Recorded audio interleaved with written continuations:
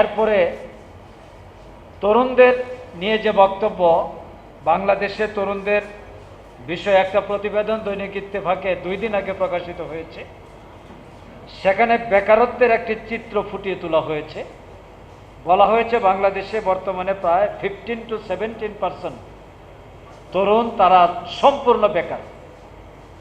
আর aggregate total যে কর্মসংস্থানের অবস্থা, সেটা গার্মেন্টস সহ সব কিছুকে যদি সামনে আনা হয়, তাতে বাংলাদেশে এখনও 4.5 থেকে 5% মানুষ বেকারত্বের অভিশাপে জর্জরিত হয়ে আছে।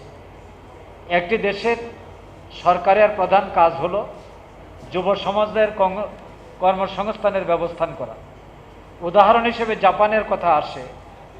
জাপানে যারা গিয়েছেন বা জাপান সম্পর্কে যাদের স্টাডি আছে, তারা দেখবেন যে যখন একজন ছাত্র 13 বছর বয়সে উপনীত হয়, তখন থেকেই তাকে কাজের সাথে জড়িয়ে দেওয়া হয়। সে কাজ করে ব্যক্তিগত, পারিবারিক, সামাজিক এবং রাষ্ট্র গঠনে তার ভূমিকা পালন শুরু হয়।